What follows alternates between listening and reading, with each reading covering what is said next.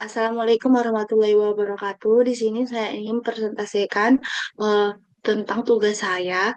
Tapi sebelum itu ada baiknya saya memperkenalkan diri saya sendiri. Nama saya Najwa Abibi Situmorang dengan NIM 221401116. Baiklah, saya akan memulai presentasinya. Nah, saya akan mulai dari searching. Searching adalah proses menemukan solusi dari ruang kemungkinan yang besar dengan menggunakan algoritma untuk menavigasi dari satu keadaan ke keadaan lainnya dalam pencarian solusi yang optimal. Dalam konteks kecerdasan buatan, pencarian sering digunakan untuk mengatasi masalah yang kompleks, seperti menemukan jalur terbaik di dalam graf atau memecahkan masalah logika yang rumit. Nah, selanjutnya ada komponen utama dalam searching.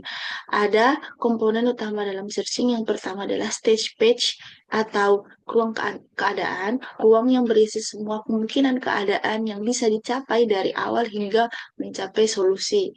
Initial stage atau keadaan awal, titik awal dalam ruang pencarian dari mana pencarian dimulai. Goal stage atau keadaan tujuan, solusi yang dicapai dalam pencarian. eh, Operator, langkah-langkah yang digunakan untuk berpindah dari satu keadaan ke keadaan lainnya. Selanjutnya ada path cost atau biaya jalur. Biaya yang dibutuhkan untuk berpindah dari satu keadaan ke keadaan lainnya. Selanjutnya ada jenis-jenis algoritma pencarian. Yang pertama itu ada uninformed search atau pencarian tanpa informasi tambahan. Nah, ini ada jenis-jenisnya. Yang pertama itu bird first search atau BVS, dengan pencarian yang dilakukan secara menyeluruh dengan mengeksplorasi semua simpul pada tingkat yang sama sebelum berpindah ke tingkat sebelumnya. BFS memastikan bahwa solusi ditemukan dalam keadaan kedalaman terpendek jika ada. Kelebihannya dapat menemukan solusi optimal jika semua langkah memiliki biaya yang sama. Kekurangannya menggunakan banyak memori karena menyimpan semua simpul yang telah dikunjungi. Contoh aplikasinya adalah BFS sering digunakan dalam masalah perpindahan jalur terpendek pada graf yang tidak memiliki bobot atau seperti permainan papan atau graf. Nah, selanjutnya itu ada jenisnya depth first search atau DVS. Algoritma ini mengeksplorasi cabang-cabang graf secara mendalam sebelum kembali menjelajahi cabang lain. DFS akan menjelajahi satu jalur hingga mencapai keadaan maksimum, lalu mundur menjelajahi jalur lainnya. Kelebihannya memerlukan lebih sedikit memori dibandingkan BFS karena hanya menyimpan satu jalur pada suatu waktu. Kekurangan dapat terjebak dalam jalur yang sangat dalam jika tidak ada solusi atau jika ruang pencarian terlalu besar. Contoh, aplikasi DFS digunakan dalam perencanaan, permainan, dan pencarian solusi dalam teka-teki logika.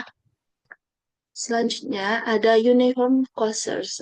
Pencarian ini mencari jalur dengan biaya terendah, berbeda dengan BFS yang tidak memperhitungkan biaya.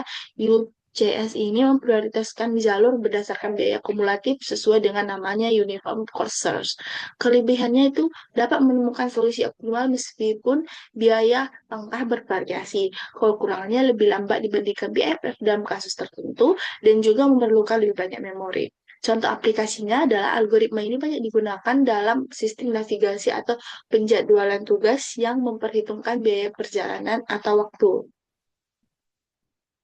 Selanjutnya itu ada jenis algoritma pencariannya itu informed search atau pencarian dengan informasi tambahan. Nah, ini pun ada jenis-jenisnya juga lagi informed search ini. Yang pertama greedy bus first search. Pencarian ini memilih jalur berdasarkan estimasi terdekat ke tujuan, menggunakan fungsi heuristik untuk memilih simpul yang lebih menjanjikan. Kelebihannya cepat dalam banyak kasus karena memilih langkah yang tampaknya terbaik. Kekurangannya tidak selalu menemukan solusi optimal karena tidak mempertimbangkan biaya sebelumnya.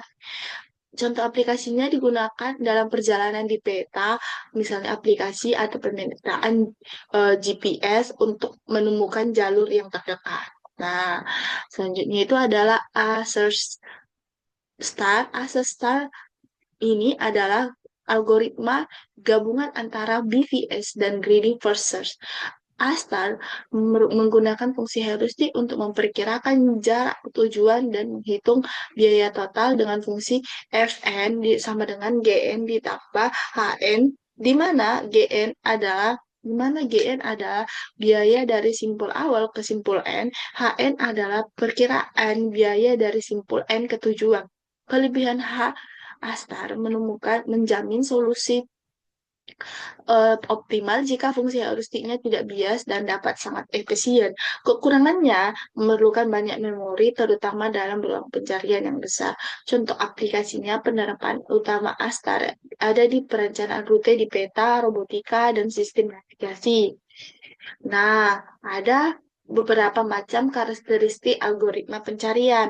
Pertama itu ada completeness atau kelengkapan, menilai apakah algoritma dapat menemukan solusi jika solusi tersebut ada dalam ruang pencarian.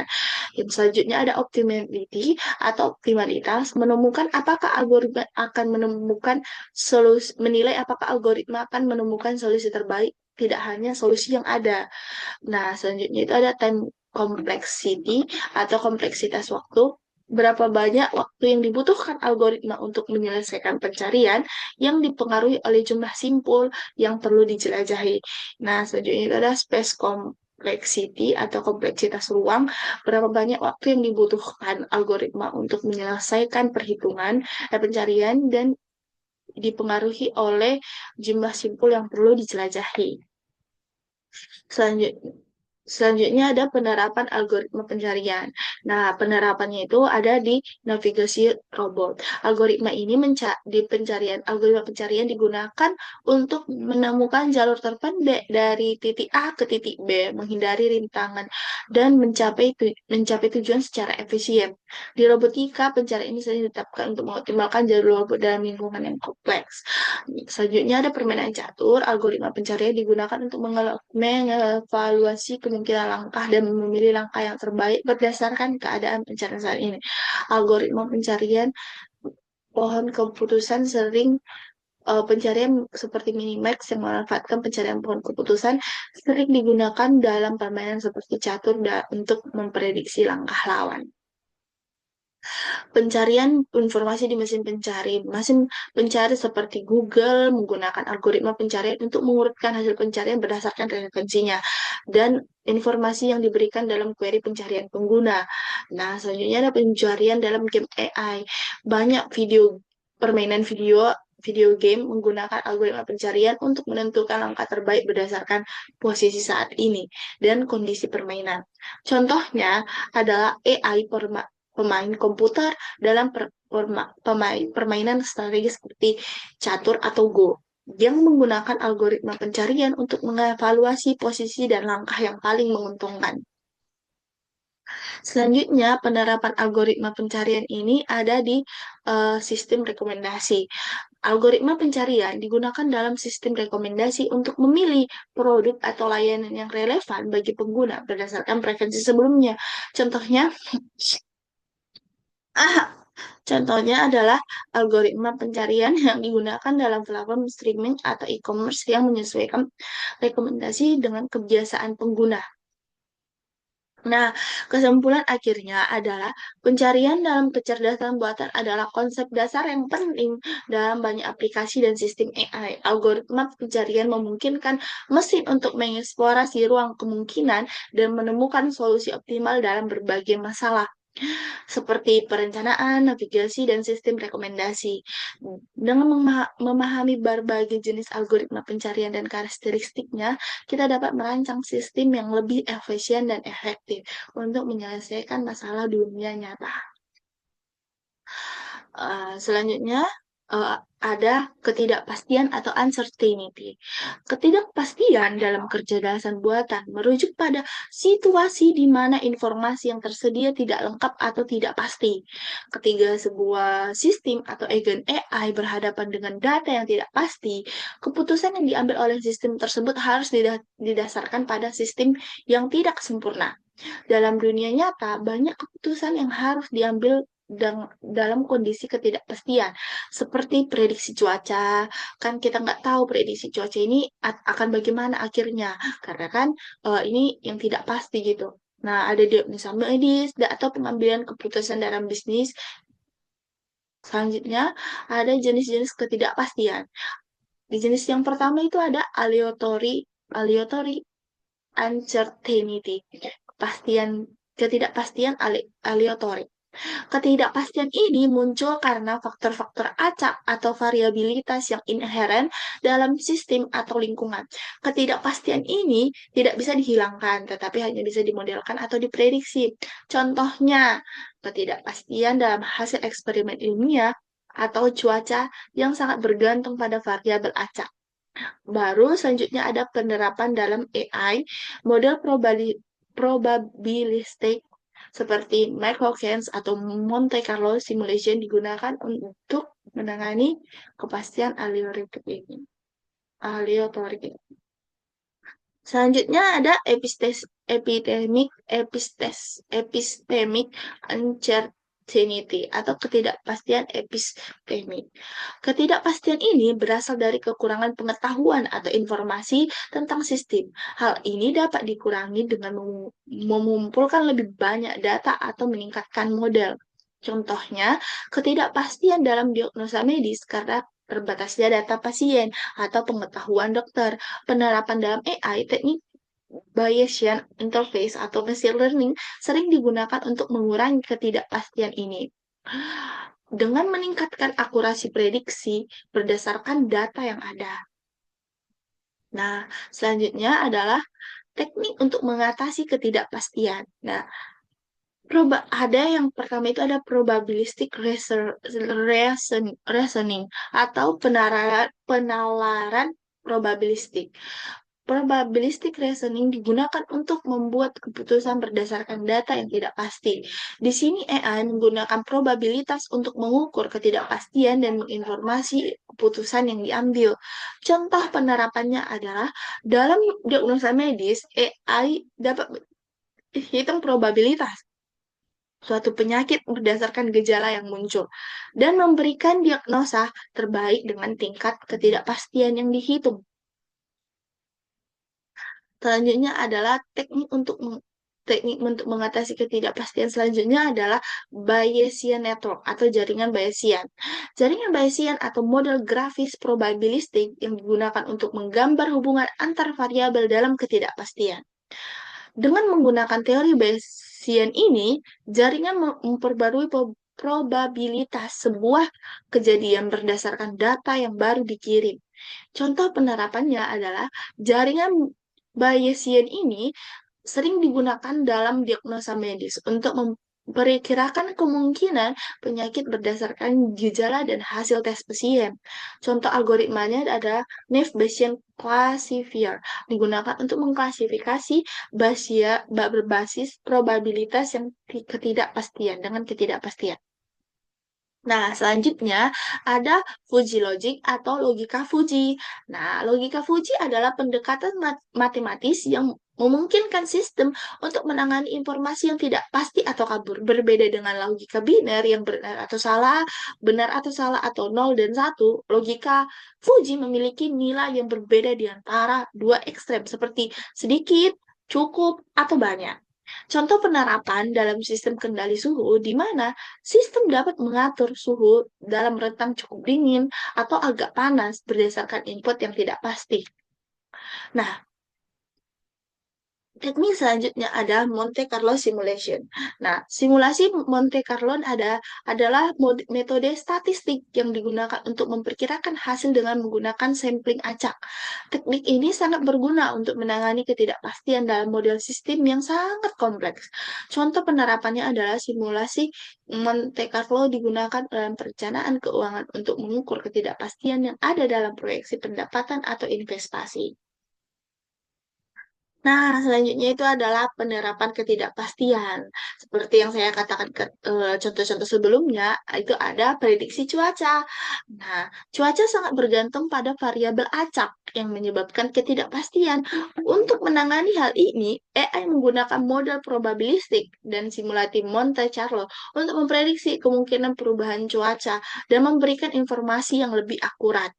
Contohnya adalah prediksi cuaca hujan berdasarkan data historis atau dengan ketidakpastian yang disebabkan oleh fluktuasi atmosfer.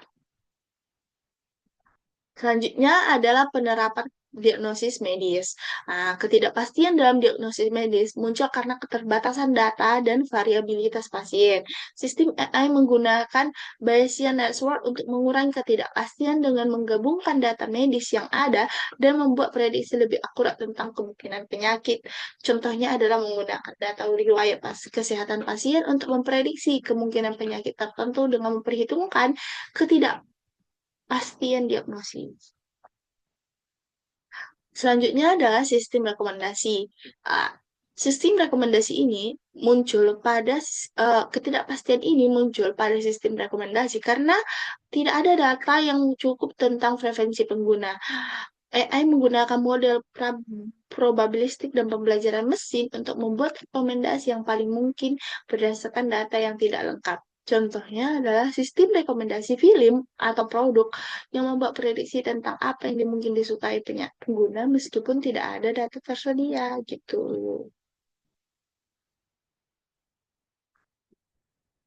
Selanjutnya adalah robotika dan kendali otomatis. Dalam robotika, ketidakpastian sering terjadi karena sensor yang digunakan robot bisa mengalami kesalahan atau gangguan. AI menangani ketidakpastian dengan algoritma optimasi untuk menentukan tindakan yang terbaik meskipun ada informasi yang kabur atau rusak. Contohnya adalah navigasi robot di lingkungan yang dinamis dan tidak dapat diprediksi, seperti robot pembersih rumah yang harus memutuskan jalur terbaik meskipun ada rintangan yang tidak terduga. Nah, kesimpulannya adalah ketidakpastian adalah masalah utama dalam kecerdasan buatan karena banyak keputusan yang harus diambil dengan informasi yang tidak lengkap atau tidak pasti.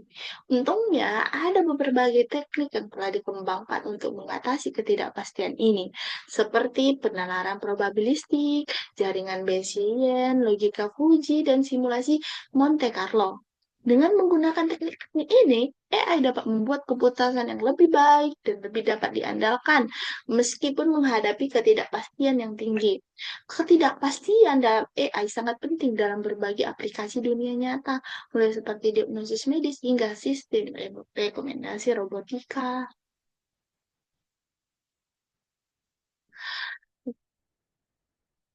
Nah, selanjutnya ada Fuji Logic. Fuji Logic atau logika Fuji adalah sebuah teori matematika yang memungkinkan komputer untuk menangani ketidakpastian atau informasi yang kabur dan tidak pasti. Yang sering dijumpai dalam kehidupan sehari-hari, berbeda dengan logika klasik yang hanya mengenal dunia nilai seperti benar salah, satu atau nol, logika Fuji memungkinkan nilai yang berada di antara kedua ekstrim tersebut seperti sedikit, cukup, atau banyak, atau 2,3 gitu-gitu. Nah, prinsip dasar Fuji Logic adalah metode menggunakan metode yang memungkinkan mesin untuk mengambil keputusan berdasarkan informasi yang tidak pasti atau kabur, serupa dengan cara manusia berpikir. Dalam logika klasik, nilai hanya bisa bernilai satu, atau benar, atau salah nol. Namun, dalam logika Fuji, dinilai logika Fuji nilai dapat berada di dalam rentang nol atau satu mengidentifikasi berbagai tingkat kebenaran atau ketidakpastian. Nah, komponen utama dalam logika Fuji, Fuji, Fuji, Fujification atau Fujifikasi. Proses pertama dalam Fuji Logic adalah Fujifikasi, di mana nilai input numerik diubah menjadi nilai Fuji. Ini berarti mengonversi data atau informasi yang jelas seperti panas atau dingin menjadi kategori Fuji yang lebih fleksibel. Contoh, suhu 75 derajat dapat dikategorikan sebagai sedikit panas atau cukup panas dalam kategori Fuji. Fuji Interference System atau FIS, mesin interferensi Fuji. Mesin interferensi Fuji menggunakan aturan Fuji untuk memproses input yang telah difujifikasi dan menghasilkan output berdasarkan aturan-aturan Fuji yang telah ditentukan.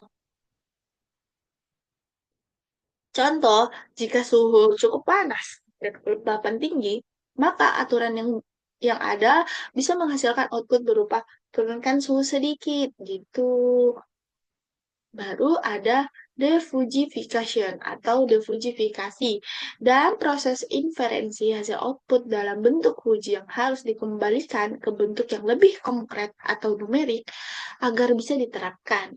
Proses ini disebut dengan defujifikasi.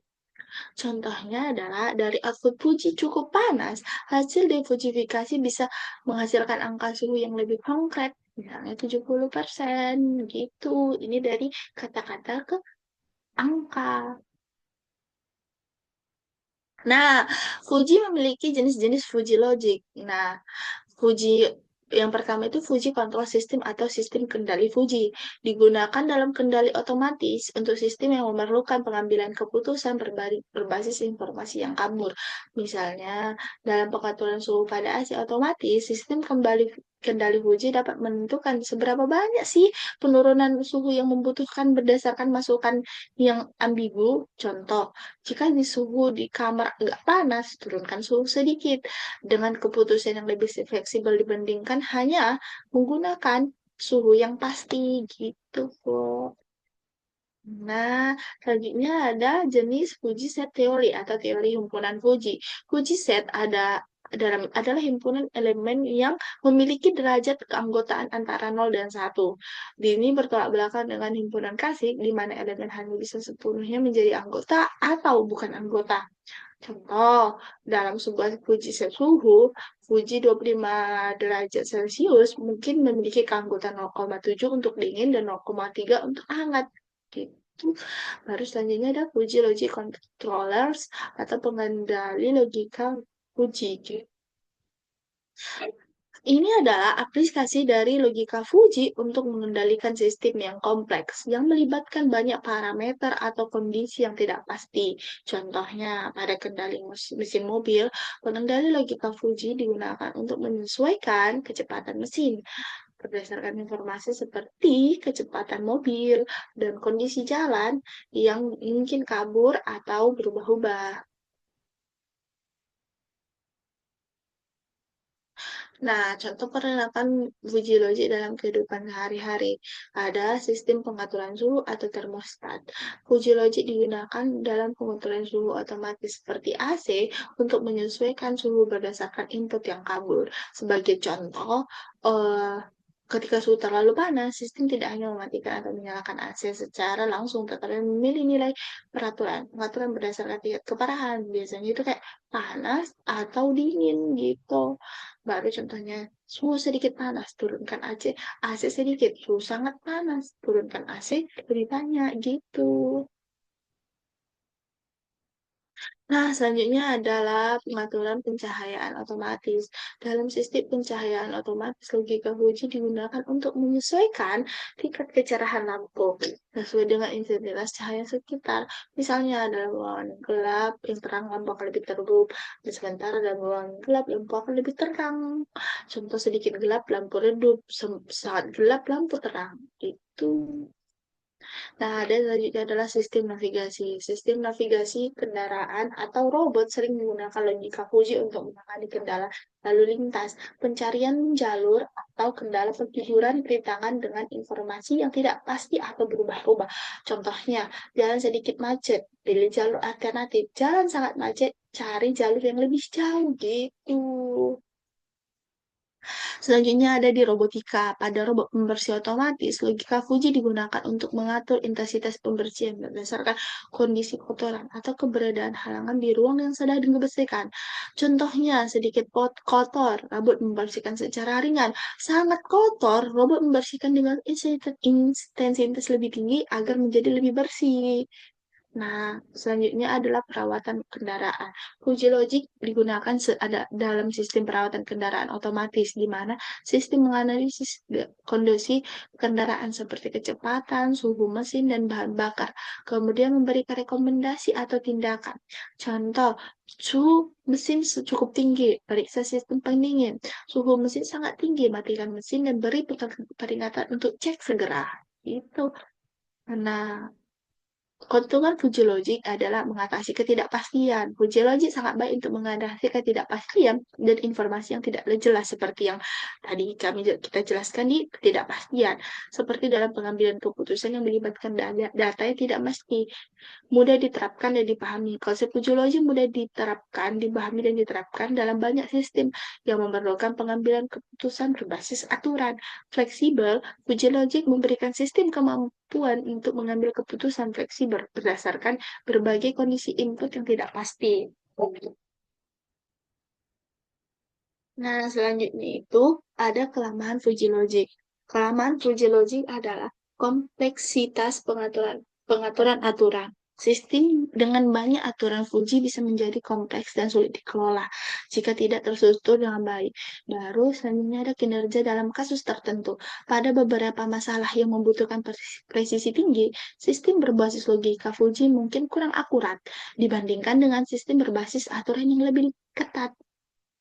Kesimpulannya, Fuji Logic adalah alat yang sangat kuat dalam kecerdasan buatan untuk menangani ketidakpastian dan informasi kabur.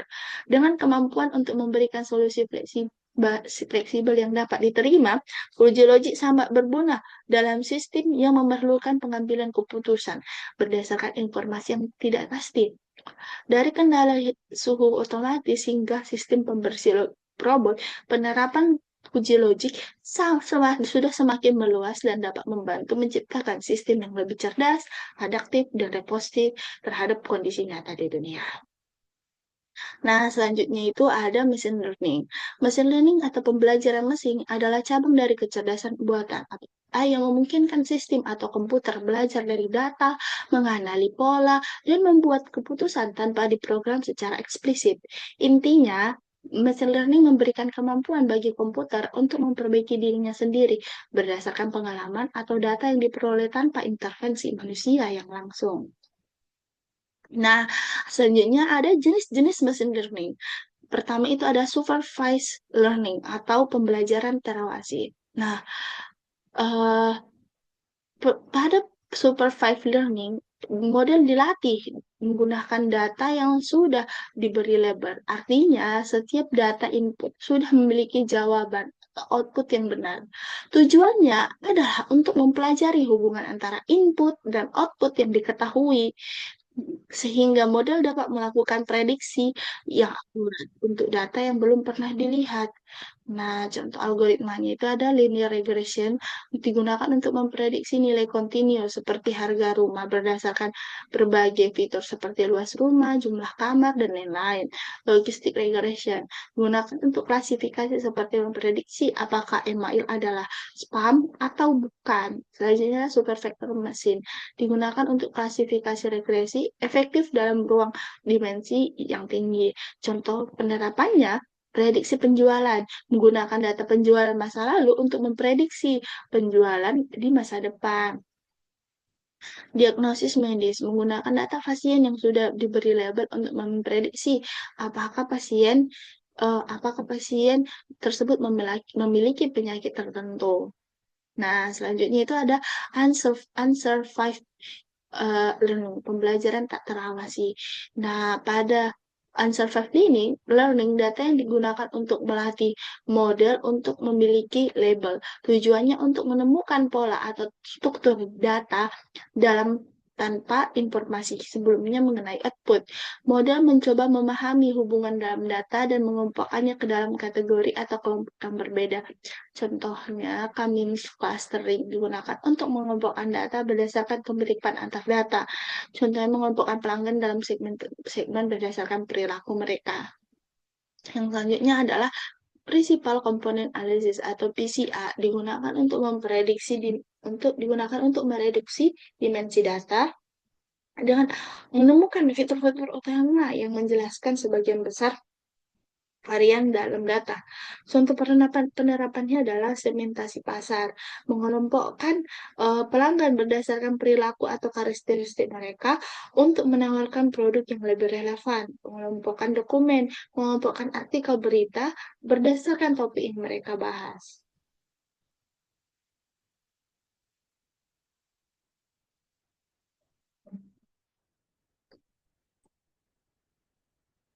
Selanjutnya ada reinforcement learning atau pembelajaran penguatan. Pada reinforcement learning, agen misalnya robot atau software belajar melalui interaksi dengan lingkungan dan mendapatkan reward atau hadiah atau mungkin punishment atau hukuman berdasarkan tindakannya. Tujuan utama untuk memaksimalkan total reward yang diterima selama waktu yang lebih lama. Ini mirip dengan cara manusia atau hewan belajar dari pengalaman. Contoh, Q-learning. Algoritma ini menggunakan pengambilan keputusan di situasi melibatkan sequence tindakan seperti navigasi robot atau permainan. Selanjutnya adalah Deep Q Network, DQN, menggunakan jaringan saraf dalam reinforcement learning untuk mempelajari kebijakan yang baik dalam lingkungan yang kompleks. Contoh penerapannya dalam permainan video. Model AI yang belajar untuk bermain menguasai permainan seperti catur dan Go dengan mengoptimalkan langkah-langkah berdasarkan pekerjaan atau hukuman. Dan selanjutnya adalah robotik. Robot yang belajar menggunakan melakukan tugas tertentu seperti merakit barang atau melalui trial and error. Mobil otonom, kendaraan otonom yang pelajari cara untuk mengemudi dengan aman dan memperoleh feedback dari berbagai pengalaman kendaraan. Selanjutnya ada teknik-teknik dalam machine learning. Yang pertama itu ada regression atau regresi. Digunakan untuk memprediksi nilai kontinu berdasarkan data input. Contoh aplikasi regresi adalah prediksi harga saham atau estimasi pendapatan. Selanjutnya adalah classification atau klasifikasi. Digunakan untuk memprediksi kategori atau label untuk data. Misalnya mengenali wajah atau klasifikasi email atau spam atau yang bukan spam. Selanjutnya adalah neural networks jaringan saraf. Jaringan saraf tiruan yang terinspirasi oleh otak manusia digunakan untuk masalah yang sangat kompleks seperti pengolahan gambar, pengenalan suara, atau terjemahan bahasa otomatis. Selanjutnya tekniknya adalah dimensionality reduction. Reduksi dimensi, mengurangi jumlah fitur dalam dataset untuk menyederhanakan model tanpa mengorbankan informasi penting atau Principal component analysis adalah teknik yang umum digunakan di sini. Classification atau klasifikasi digunakan untuk mengelompokkan data yang tidak berlabel ke dalam grup-grup berdasarkan kesamaan. Teknik ini berguna untuk segmentasi pelanggan atau analisis kelompok dalam data besar. Nah, selanjutnya ada penerapan machine learning dalam kehidupan sehari-hari. Sistem rekomendasi, contoh penerapannya adalah sistem rekomendasi seperti platform seperti Netflix, YouTube, dan Spotify menggunakan machine learning untuk memberikan rekomendasi video, film, atau musik berdasarkan preferensi pengguna sebelumnya. Contohnya, sistem rekomendasi film di Netflix menggunakan teknik unsupervised learning atau collaborative learning untuk memberikan saran film yang relevan. Nah, selanjutnya adalah pengenalan suara. Aplikasi seperti Google Assistant, Siri, Alexa menggunakan speech recognition yang didukung oleh mesin learning untuk memahami perintah suara pengguna. Contoh Google Assistant yang belajar dari pola suara pengguna untuk menghasilkan hasil pencarian atau melakukan tugas tertentu berdasarkan perintah suara. Selanjutnya ada kendaraan otonom. Mobil tanpa pengemudi seperti Tesla menggunakan reinforcement learning dan deep learning untuk mengenali objek di jalan, memetakan lingkungan sekitar dan membuat keputusan mengemudi secara real time. Contoh, mobil otonom menggunakan machine learning untuk belajar bagaimana navigasi jalan raya dengan aman.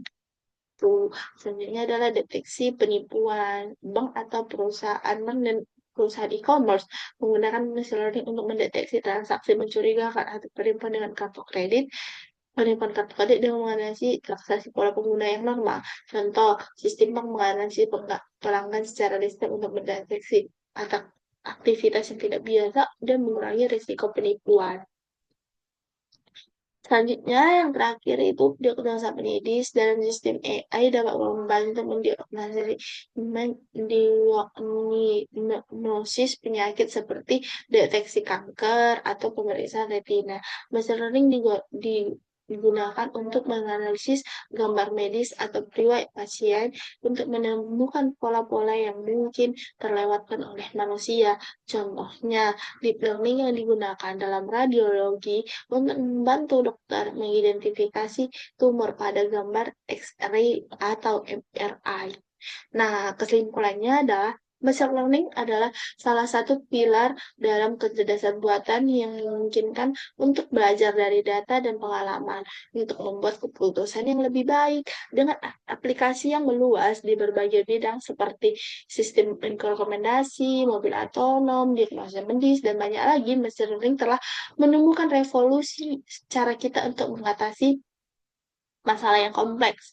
Machine learning memungkinkan komputer untuk beradaptasi dan belajar dari data yang membuka berbagai kemungkinan untuk pengembangan teknologi yang lebih pintar, lebih cepat, dan lebih efisien. Sekian dari hasil presentasi saya. Jika ada kata-kata yang salah, mohon dimaafkan. Terima kasih.